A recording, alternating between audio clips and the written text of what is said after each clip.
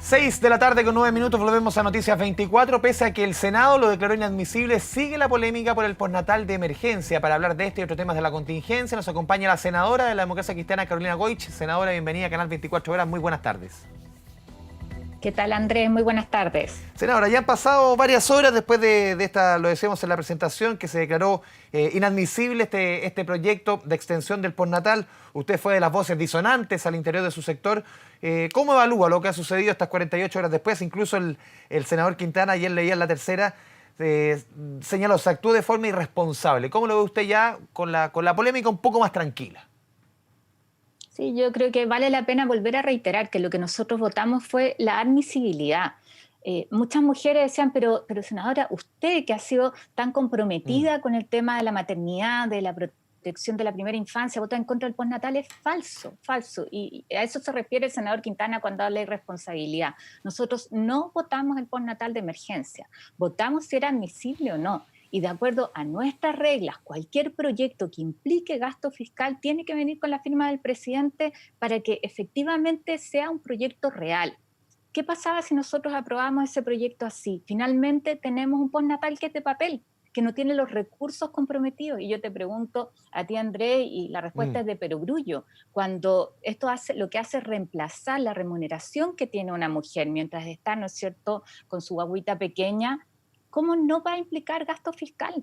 Hubiera sido responsable seguir adelante con un proyecto que no tiene el financiamiento para garantizar la licencia. Y eso no cambia nada el compromiso que yo tengo con el tema. Yo soy partidaria efectivamente de la extensión del postnatal. Hace 10 años impulsamos la extensión de 3 a 6 meses, peleamos por eso. ¿Cómo no voy a estar de acuerdo ahora con hacernos cargo del drama que están viviendo muchas mujeres, muchas familias, también muchos padres? La propuesta que había puesto el gobierno no era suficiente a su juicio. La solución que planteó esto de extender la ley de protección del empleo, sobre todo a las mujeres con niños. No me acuerdo si el rango estaba en los 12, 14 años para abajo, pero en el fondo la idea que plantea el gobierno a su juicio no era suficiente. Era más necesaria un postnatal de emergencia para las mujeres justamente que estaban terminando este periodo durante esta pandemia. Mira, es importante clarificar porque cuando se habla de que las mujeres que son madres o padres, ¿no es cierto?, quienes tienen niños a su cuidado, y lo que nos planteó la ministra fue niños menores de 6 años, perdón. Todos ellos tienen el mismo problema. Hoy día no hay sala cuna, no hay jardín infantil funcionando, entonces el tema de cuidado no está resuelto. Y ahí yo valoro que la ministra María José Saldívar, la ministra del Trabajo, haya hecho un esfuerzo por buscar una alternativa. Ahora, esa alternativa tiene que mejorarse, no puede ser que se les plantee el 55% de la remuneración, porque eso es lo que tiene el acuerdo que se suscribió el fin de semana pasado. Y lo que decimos ahí, deberíamos estar cerca del 70%, reconociendo que además un niño a cargo significa un costo adicional. Pero yo creo que cuando hablamos de la primera infancia, de la etapa de lactancia, la lactancia menor es el término en realidad, que es el año de vida, hay una situación distinta. Y ahí es donde nosotros decimos debería entregarse, si no es este postnatal extendido, una licencia COVID parental, que sea automática, que permita que la mamá se quede en casa o el papá, si es el caso, ¿no es cierto?, y mantenga su remuneración en las mismas condiciones. Eso además es voluntad política, Andrés, solamente, una propuesta que hemos hecho con el senador Letelier. Si no se va a respaldar el proyecto que hoy día está presentado, si no es el postnatal de emergencia, entonces esta licencia COVID parental, que lo que hace, así como lo hemos hecho con las licencias para contactos estrechos por COVID, lo que hace es permitir que los padres se queden en casa por el riesgo de contagiarse ellos y de contagiar a sus hijos.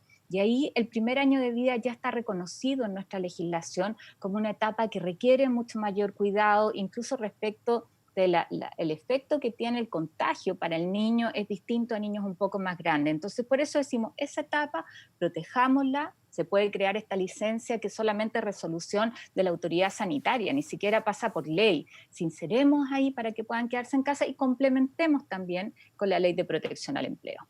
Justamente una de las medidas más importantes que se ha aprobado hoy día, una noticia más importante, es la aprobación del ingreso familiar de emergencia. ¿Cómo lo ve usted como ayuda, sobre todo en estos días, senadora, en que se ha discutido tanto el efecto de las cuarentenas en nuestro país, que no ha tenido tanto efecto, ha avanzado, está prácticamente para hacer ley el ingreso familiar de emergencia, pero cuán importante es este tipo de ayudas para que las cuarentenas sean efectivas?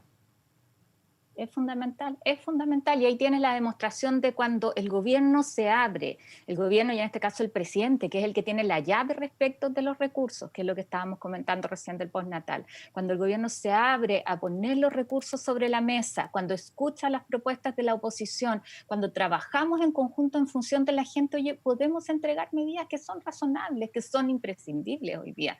No nos olvidemos que este ingreso familiar de emergencia que va a permitir que una familia de 4 miembros tenga al menos garantizado 400.000 pesos para su subsistencia, lo que busca es respaldar una medida sanitaria, que se cumpla la cuarentena, que la gente se quede en casa para contener el contagio.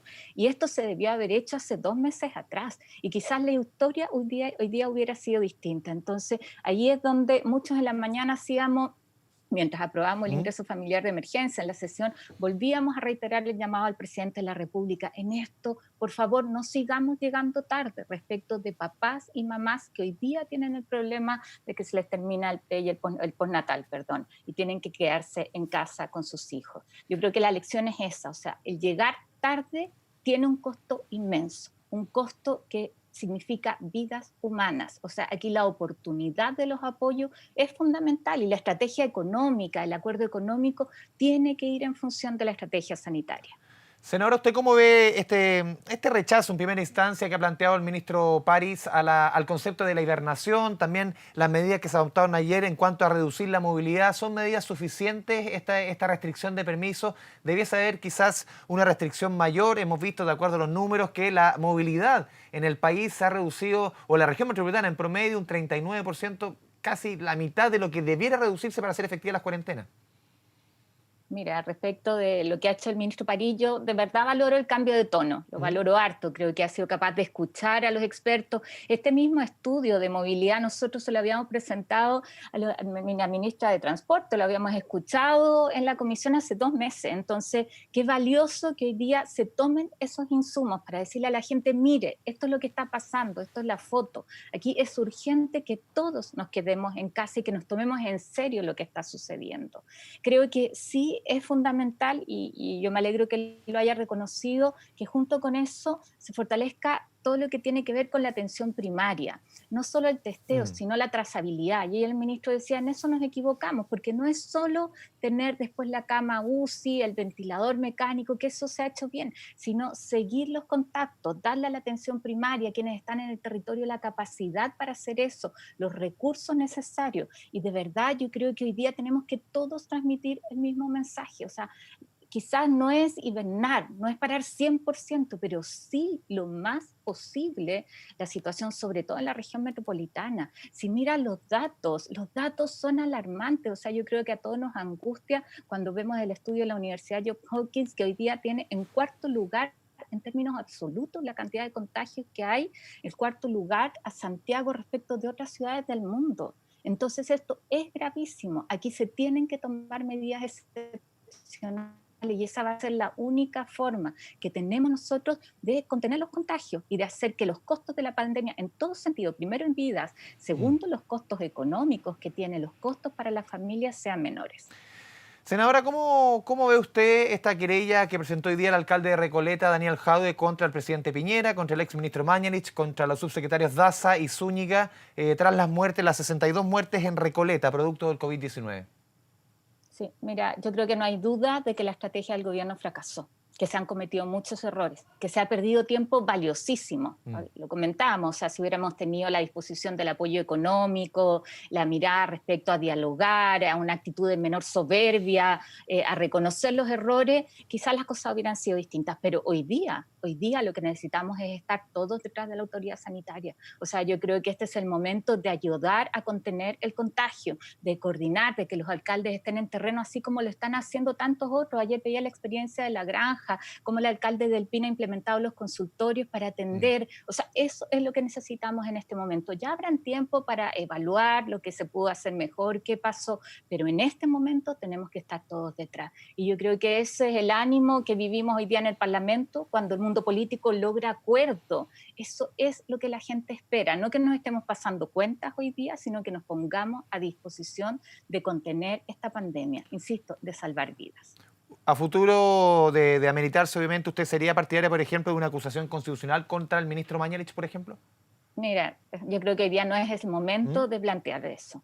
Tú sabes que además respecto a las acusaciones, después nosotros tenemos que omitirnos de opinar. Hoy día no hay un texto, si no nos inhabilitamos, ¿no es cierto? Porque Mm. somos jurados, pero creo que hoy día de verdad, la situación es tan delicada que necesitamos salir adelante entre todos, reconociendo que acá han habido errores, o sea, pero no es momento. Y por eso ojalá yo, si algo le pudiera recomendar al ministro París, es que no entre en polémica, que no pierda tiempo en eso.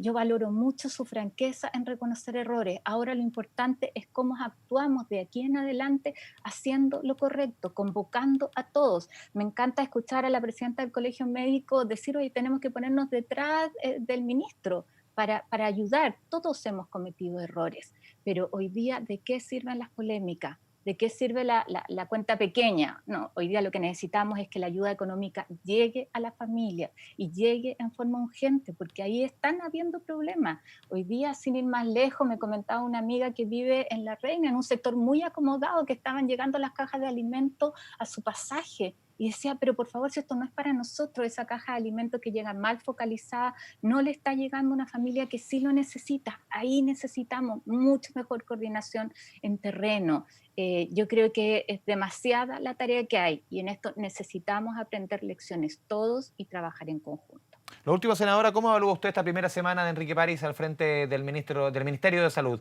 respecto a la gestión y a la forma, sobre todo de Jaime Mañalich?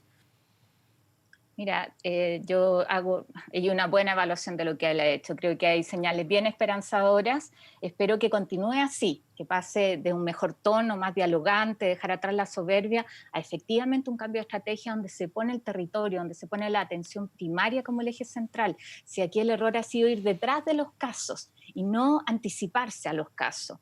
Creo que es importante que se zanje la polémica respecto del número de muertes, que eso es un pendiente. Creo que es efectivamente una herida abierta, muy dolorosa además para la familia y espero que en eso se logre zanjar la duda y seguir generando confianza.